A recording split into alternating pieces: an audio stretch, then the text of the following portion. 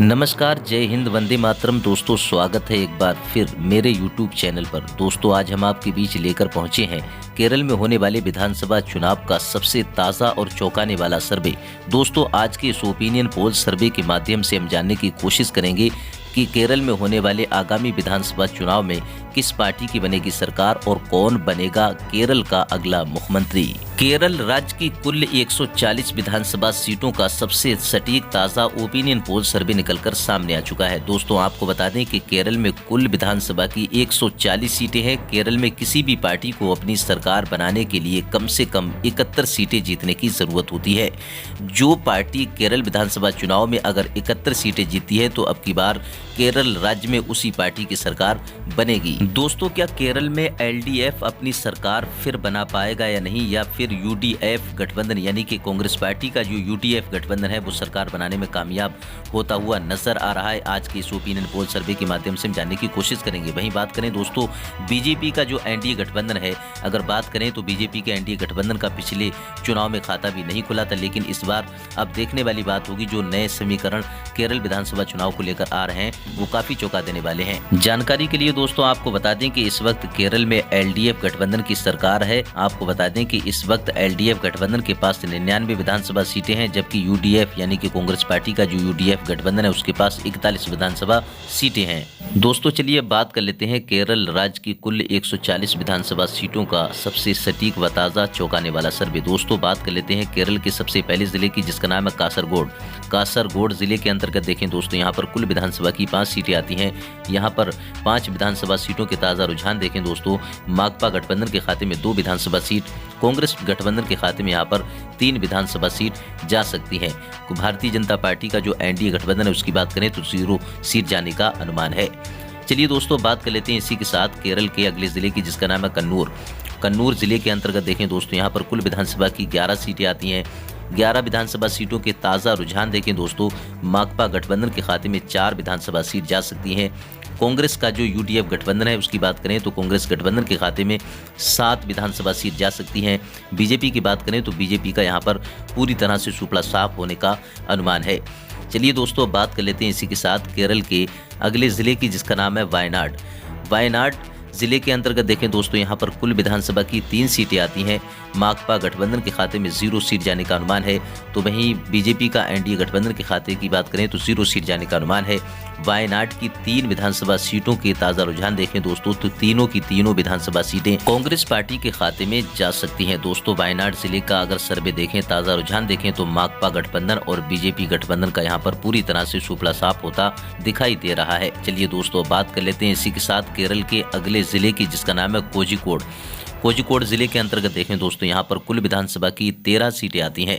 13 विधानसभा सीटों के ताज़ा रुझान देखें दोस्तों, माकपा गठबंधन के खाते में 4 विधानसभा सीट जा सकती हैं, तो वहीं कांग्रेस का गठबंधन है जो यूडीएफ, उसके खाते में 8 विधानसभा सीट जा सकती हैं।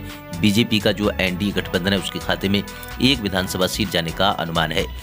केरल राज्य के जो है कोझिकोड जिले के अंतर्गत देखें 13 विधानसभा सीटों की बात करें तो यहाँ पर दोस्तों कांग्रेस पार्टी का जो गठबंधन है वो काफ़ी अच्छी बढ़त बनाता हुआ नजर आ रहा है। दोस्तों, चलिए बात कर लेते हैं इसी के साथ केरल के अगले जिले की, जिसका नाम है मललपुरम।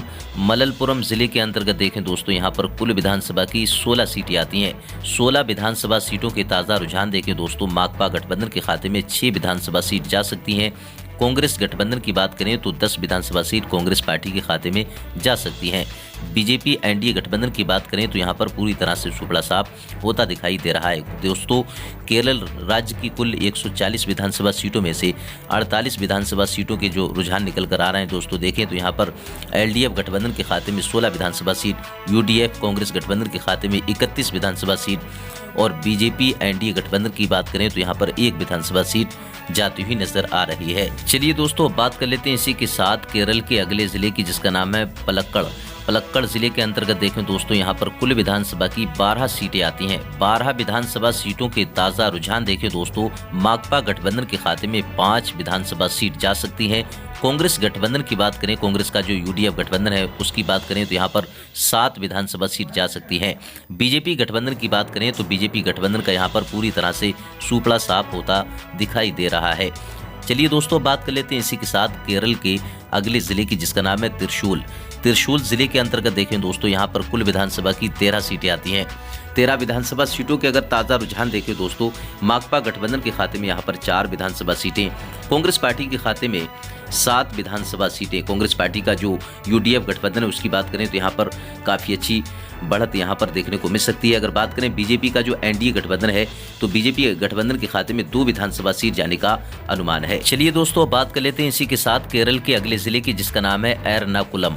एर्नाकुलम जिले के अंतर्गत देखें दोस्तों, यहाँ पर कुल विधानसभा की 14 सीटें आती हैं। 14 विधानसभा सीटों के ताज़ा रुझान देखें दोस्तों, माकपा गठबंधन के खाते में 7 विधानसभा सीट जा सकती हैं, तो वहीं कांग्रेस का जो यूडीएफ गठबंधन है उसके खाते में भी 7 विधानसभा सीट जा सकती हैं।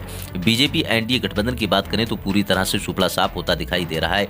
दोस्तों केरल राज्य के एर्नाकुलम जिले के अंतर्गत देखें 14 विधानसभा सीटों में से माकपा गठबंधन और कांग्रेस पार्टी के बीच, दोनों पार्टियों के गठबंधनों के बीच कांटे का मुकाबला यहां पर देखने को मिल सकता है। दोस्तों केरल राज्य की कुल 140 विधानसभा सीटों में से 87 विधानसभा सीटों के ताज़ा रुझान जो निकल कर आ रहे हैं देखें तो यहाँ पर एलडीएफ गठबंधन के खाते में 32 विधानसभा सीट, यूडीएफ गठबंधन के खाते में 52 विधानसभा सीट और बीजेपी एनडीए गठबंधन के खाते में 3 विधानसभा सीट जाती हुई नजर आ रही हैं। चलिए दोस्तों बात कर लेते हैं इसी के साथ केरल के अगले जिले की, जिसका नाम है इडुक्की। इडुक्की जिले के अंतर्गत देखें दोस्तों, यहाँ पर कुल विधानसभा की 5 सीटें आती हैं। 5 विधानसभा सीटों के ताज़ा सर्वे रुझान देखें दोस्तों, माकपा गठबंधन के खाते में यहाँ पर 2 विधानसभा सीट जा सकती हैं, तो वहीं कांग्रेस का जो यूडीएफ गठबंधन है उसके खाते में 3 विधानसभा सीट जा सकती हैं। बीजेपी की बात करें तो सुपड़ा साफ होता दिखाई दे रहा है। दोस्तों यहाँ इडुक्की जिले का जो सर्वे सामने आ रहा है दोस्तों, यहाँ पर कांग्रेस का जो गठबंधन है यूडीएफ काफ़ी अच्छी बढ़त बनाता हुआ नजर आ रहा है। एलडीएफ गठबंधन को यहाँ पर नुकसान होता दिखाई दे रहा है। चलिए दोस्तों बात कर लेते हैं इसी के साथ केरल के अगले जिले की, जिसका नाम है कोट्टायम। कोट्टायम जिले के अंतर्गत देखें दोस्तों, यहाँ पर कुल विधानसभा की 9 सीटें आती हैं। 9 विधानसभा सीटों के ताज़ा रुझान देखें दोस्तों, बीजेपी एनडीए गठबंधन का यहाँ पर पूरी तरह से सुपड़ा साफ होता दिखाई दे रहा है। कांग्रेस गठबंधन के खाते में यहाँ पर 6 विधानसभा सीट जा सकती है। माकपा गठबंधन एलडीए गठबंधन की बात करें दोस्तों, यहाँ पर 3 विधानसभा सीट जा सकती हैं। कोट्टायम जिले का सर्वे देखें दोस्तों, यहाँ पर कांग्रेस का जो गठबंधन है उसकी काफ़ी अच्छी बढ़त यहाँ पर देखने को मिल सकती है। चलिए दोस्तों बात कर लेते हैं इसी के साथ केरल के अगले जिले की, जिसका नाम है अलपुझा। अलपुझा जिले के अंतर्गत देखें दोस्तों, यहाँ पर कुल विधानसभा की 9 सीटें आती हैं। 9 विधानसभा सीटों के ताज़ा रुझान देखें दोस्तों, भारतीय जनता पार्टी का जो एनडीए गठबंधन है उसके खाते में 1 विधानसभा सीट जा सकती है। कांग्रेस गठबंधन की बात करें तो 4 विधानसभा सीट, माकपा गठबंधन की बात करें तो 4 विधानसभा सीट जा सकती हैं।